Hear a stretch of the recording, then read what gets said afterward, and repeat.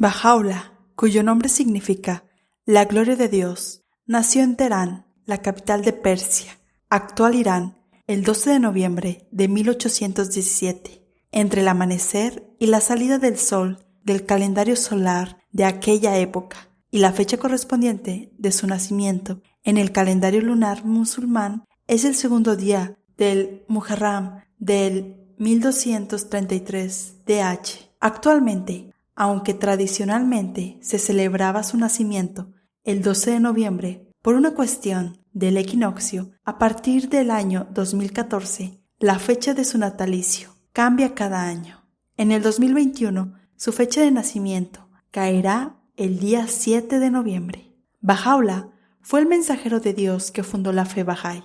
Su objetivo fue la unificación y hermandad de todas las religiones, razas y naciones del mundo, y la espiritualización del carácter humano. También fue el prometido para quien el Bab preparó el camino. Cumplió las profecías de todos los mensajeros divinos anteriores que anunciaron la venida del Mesías o manifestación de Dios específica para una nueva era mundial. Bahá'u'lláh descendía de Abraham a través de Setura.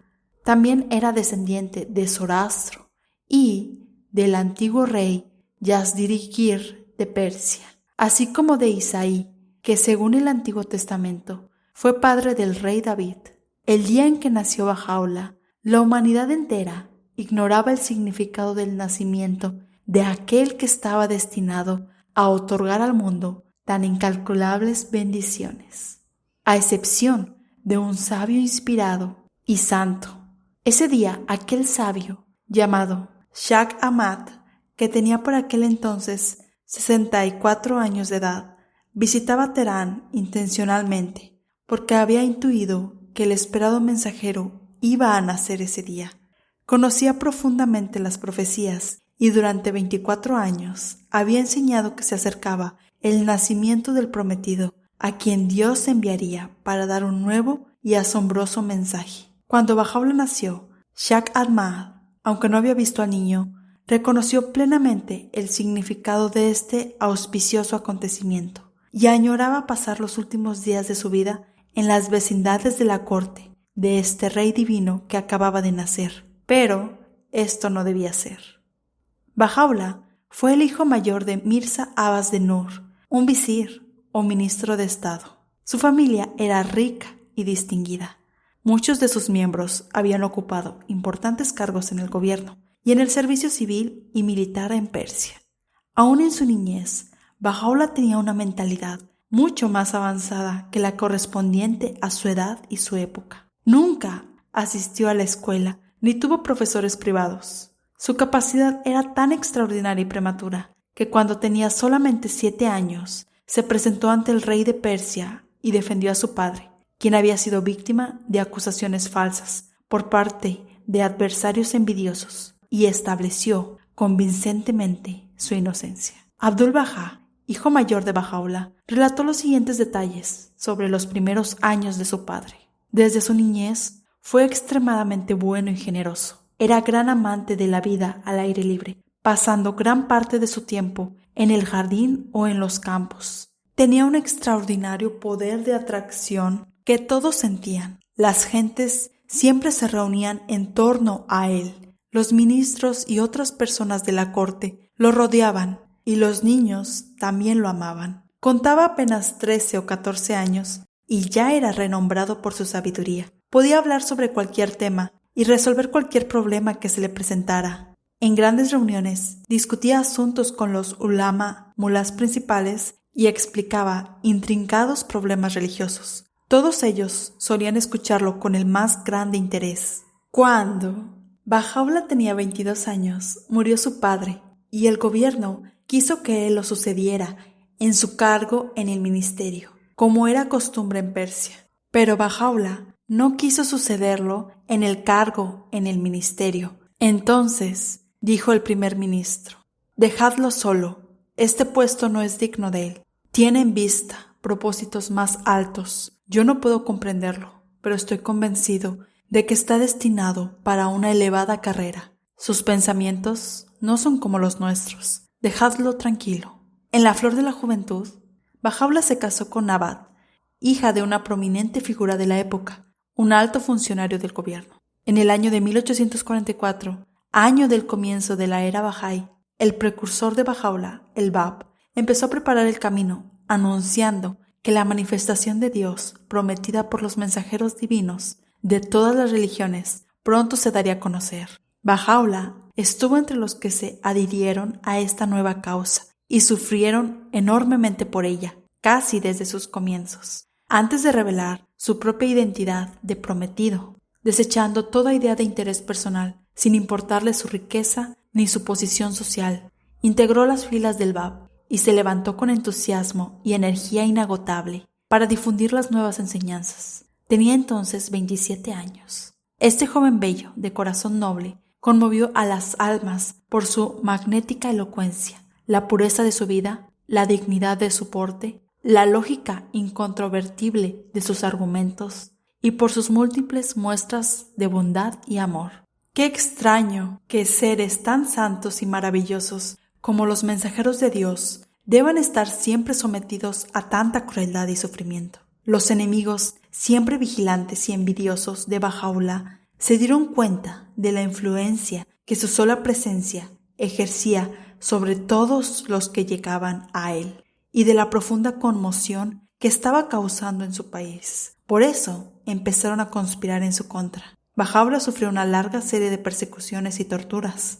En agosto de 1852 ocurrió un hecho de terribles consecuencias para los babis, seguidores del Bab. Un discípulo del Bab, un joven llamado Sadik, quedó tan grandemente afectado por el martirio de su maestro, del que había sido testigo, que su razón se ofuscó y en venganza acechó al Shah y le disparó. Sin embargo, cargó el arma con munición pequeña y aunque algunos perdigones alcanzaron al Shah, no fue seriamente herido. El joven arrastró al Shah de su caballo, pero fue rápidamente apresado por los guardias de su majestad que le dieron muerte allí mismo. Todo el grupo de los babis fue injustamente responsabilizado por este acto y se llevaron a cabo horrorosas masacres. 80 de ellos fueron ejecutados en Teherán, después de sufrir las más horrendas torturas.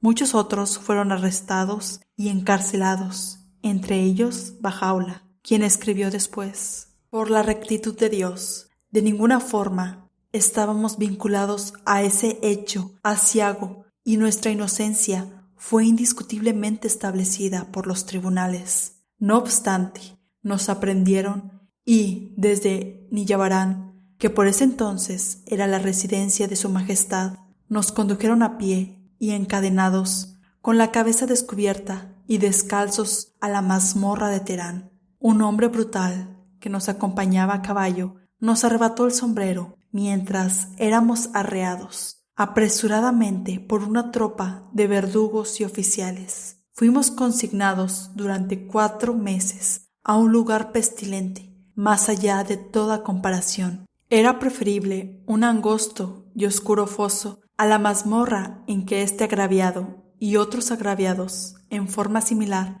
fueron encerrados. A nuestra llegada, fuimos conducidos primero a lo largo de un corredor oscuro, como boca de lobo, desde donde descendimos 3 empinados tramos de escalera al lugar de confinamiento que nos había sido asignado. El calabozo estaba envuelto en profunda oscuridad y el número de nuestros compañeros de prisión llegaba a casi 150 almas. Ladrones, asesinos y salteadores de caminos. Atestado como estaba, no tenía otra salida que el pasaje por el cual entramos. No hay pluma que pueda describir aquel lugar, ni lengua alguna expresar su repugnante hedor. La mayoría de aquellos hombres no tenía vestimenta, ni ropa de cama, ni colchón donde recostarse. Solo Dios sabe lo que nos aconteció en aquel hediondo y lúgubre lugar. Día y noche, mientras estuvimos confinados en aquel calabozo,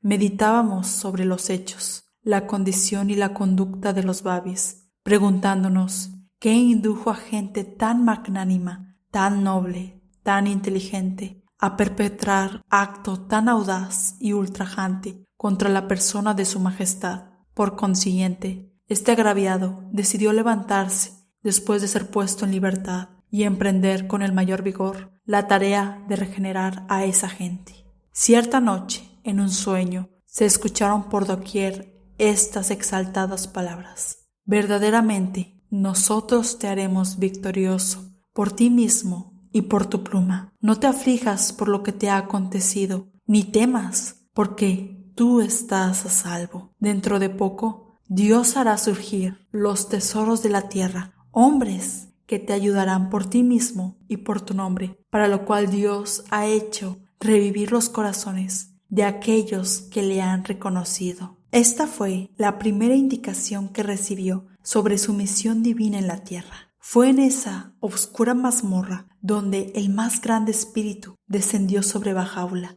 Allí recibió plena potencia de su iluminación y el poder de la revelación divina inundó su alma con las enseñanzas de una fe que es a la vez esencia, promesa, reconciliador y unificador de todas las religiones, y cuyo objetivo es la salvación de todo el planeta por medio de su unificación. Lo que Dios reveló a Bahá'u'lláh, en esencia, fue que Él era su escogido mensajero para esta nueva era, el personaje para quien los grandes profetas anteriores, que aparecieron sucesivamente de época en época, prepararon el camino, de quien profetizaron su venida, que Él estaba predestinado para ser el cauce del Espíritu Santo, a través del cual se daría a conocer al mundo el nuevo y asombroso mensaje de Dios, que encierra enseñanzas para la unidad de la humanidad, la renovación espiritual del amor, la justicia y el modelo de una nueva civilización universal, o sea, el prometido plan divino para el reino de Dios en la tierra. Cada profeta enseñó un mensaje divino que correspondía a los requisitos de la época en que apareció, y el de Bahá'u'lláh está destinado a llenar las necesidades de esta nueva era de cambios radicales que ahora ha amanecido sobre el género humano.